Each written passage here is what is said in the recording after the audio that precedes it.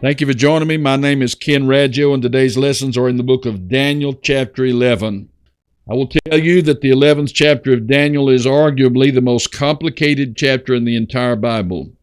We're going to take 2 or 3 videos to explain the details that are prophesied in this lesson. You're going to find out the first part of this chapter consists of prophecies that cover ancient events that are already past.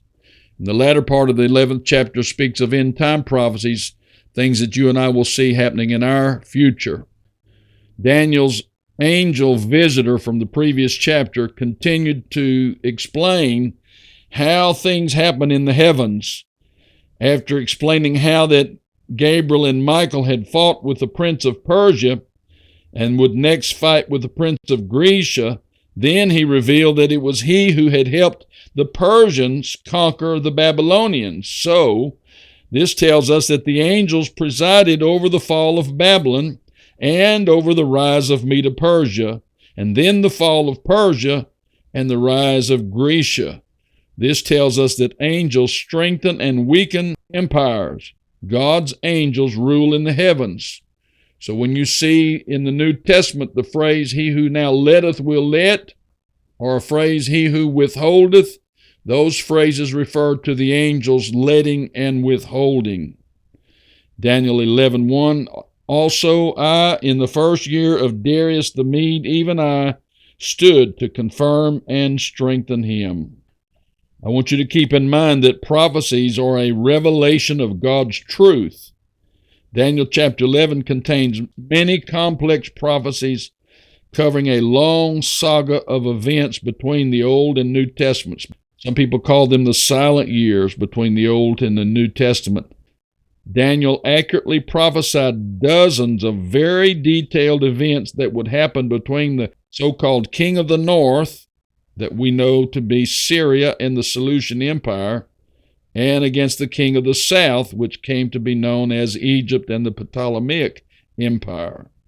These prophecies should have astonished the Jews who lived in the days of Jesus Christ, and should have totally convinced them of his messiahship, because Daniel also prophesied the very year Messiah would die in the midst of these prophecies. I say to you, for heaven's sake, pay attention to these prophecies. The angel said in Daniel 11:2, "And now I will show thee the truth." The angel Gabriel in chapter 8, verse 16, and chapter 9, verse 1, explained to Daniel, then serving King Cyrus of Persia, that the 4th Persian king would engage the Grecians in a major war. Certainly enough, after Cyrus the Great came Cambyses, and then Darius the First, called Darius the Great, and then Xerxes, who, with an army of 2 million, according to Herodotus, fulfilled the prophecy of Daniel 11:2. Listen, "There shall stand up yet 3 kings in Persia, and the 4th shall be far richer than they all, and by his strength, through his riches, he shall stir up all against the realm of Grecia." Xerxes fulfilled that in his days and fulfilled that prophecy. Gabriel had already revealed that the prince of Grecia would come in chapters 10, 20, and 11:2. Daniel then prophesied that a mighty king with a great dominion would do according to his will. And 2 centuries after Daniel prophesied, Alexander the Great of Greece did conquer the Persians and all of Eurasia. When Alexander died, his vast empire split into 4 separate kingdoms, and that perfectly fulfilled Daniel's prophecies too. That is utterly awesome. Daniel prophesied the rise and fall of Alexander the Great. In Daniel 11, verses 3 and 4, he said, "A mighty king shall stand up that shall rule with great dominion and do according to his will. And when he shall stand up, his kingdom shall be broken and shall be divided toward the 4 winds of heaven." We know that Alexander died at the age of 33, and his 4 generals separated his kingdom into 4 parts. And then in verse 5 and 6, Daniel prophesied that the empire of Alexander the Great would split 4 ways. It did. The first part was Egypt, The second part was called Seleucia. That involved Syria, Iran, Iraq, and eastern Turkey. The third part was called Pergamon, and that is now western Turkey. And the fourth part was called Macedonia, and that is now in modern Greece. In this prophecy of Daniel 11, Seleucia, up in the territory of modern Syria and Turkey, it's called the king of the north. And then Egypt is called the king of the south. So keep that in mind. The region of Syria and Turkey is where the king of the north will come from, and the region of Egypt is where the king of the south comes from. Daniel 11, 5 and 6, the king of the south, speaking of Egypt, shall be strong, and in the end of years they shall join themselves together, for the king's daughter of the south shall come to the king of the north, speaking of Syria, to make an agreement. Now, keep in mind, this prophecy was fulfilled in ancient times, and I'll explain the details as we go. So I want to introduce to you Ptolemy of Egypt and Seleucus of Syria. You'll have to understand this to understand these prophecies. Ptolemy the first and Seleucus. Ptolemy the first claimed Egypt when Alexander the Great died. Seleucus eventually joined Ptolemy in Egypt, but he soon rose up from there and went back northward to conquer Gaza and Babylon and Syria. So Seleucus' empire became larger than Ptolemy's.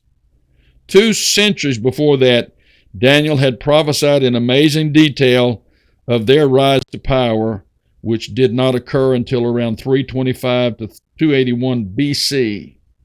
Such astonishingly accurate prophecies should absolutely make believers out of us.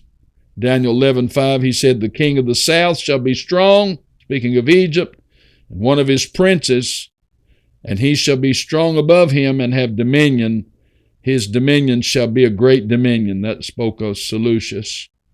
And then we have another character introduced to these prophecies, Berenice, the daughter of Ptolemy of Egypt. Listen carefully. The successor of Ptolemy I in Egypt was Ptolemy II. The successor of Seleucus in Syria was Antiochus. Stay with me. Antiochus made war with Ptolemy II, so Syria made war with Egypt. To settle their differences, Antiochus married the daughter of Ptolemy, and that ended the war. But Daniel had prophesied it all by divine revelation 2 centuries before it happened. Wow.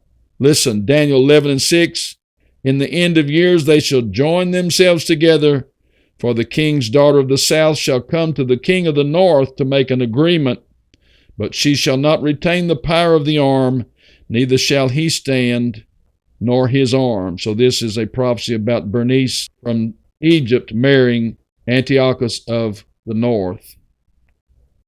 In these prophecies, the fate of the Syrian and the Egyptian royalty was prophesied. The vast Seleucid empire in the north, ruled from Syria by Antiochus, and made peace with Ptolemy II of Egypt when he married Ptolemy's daughter Berenice. Antiochus divorced his first wife, whose name was Laodice, to marry Berenice, but Ptolemy died, and Antiochus divorced Berenice to return to his first wife. It got complicated. Enraged, Berenice poisoned Antiochus, and then Laodice poisoned Berenice and her son, the crown prince of Egypt. Amazingly, this was all prophesied by Daniel. In Daniel 11, verse 6, she shall be given up, speaking of Berenice's divorce, and they that brought her, speaking of Antiochus, he died, and her child, who was a crown prince of Egypt, he also died, and he that strengthened her in these times, that was Ptolemy II, he died. So this prophecy, in effect, prophesied the divorce of Berenice, the death of Antiochus, the death of her child, and the death of Ptolemy II. And then we see the overthrow of Syria by Egypt in 241 BC was also prophesied by Daniel 2 centuries in advance. When Egypt's Ptolemy II died, Antiochus of Syria divorced Ptolemy's daughter Berenice, and returned to his first wife Laodice. Berenice murdered Antiochus, so Laodice murdered her. Berenice's brother raised an Egyptian army and invaded Syria in retaliation. So Egypt attained the height of its world power at that time, and Daniel had prophesied it 2 centuries before that.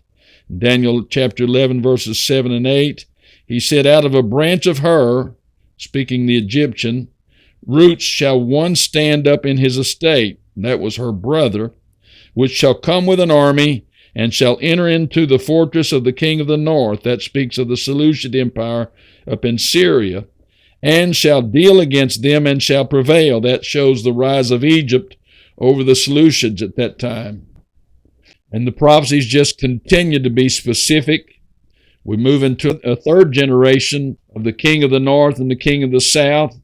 Antiochus up in the Seleucid Empire, Antiochus III, loses Syria to Ptolemy IV of Egypt in 217 BC.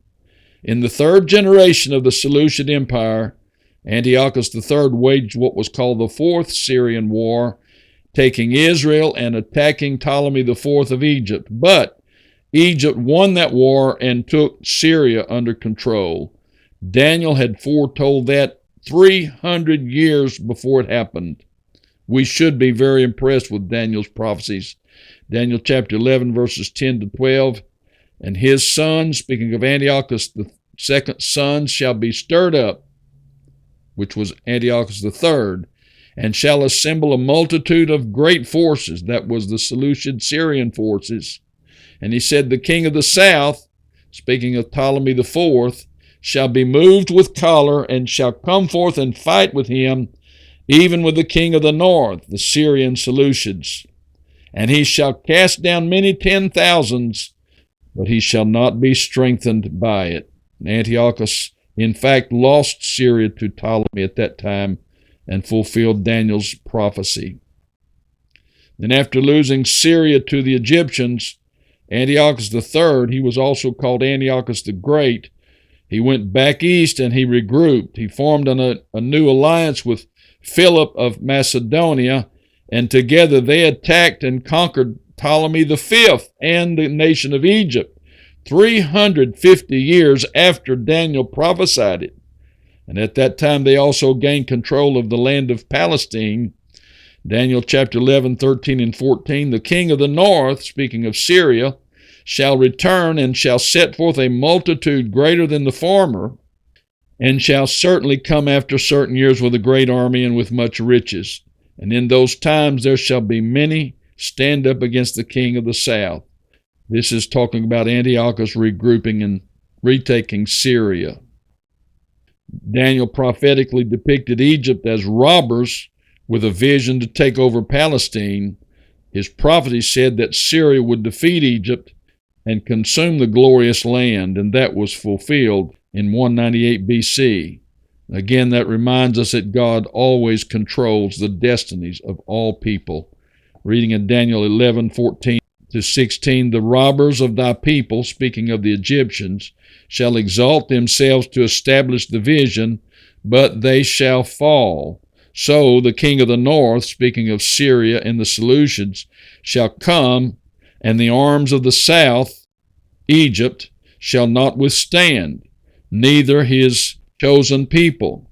He that cometh against him," speaking of Syria, "will do according to his own will, and he," again speaking of Syria, "shall stand in the glorious land, which by his hand shall be consumed." So this prophecy speaks of the control of the Seleucids over the Holy Land at that time.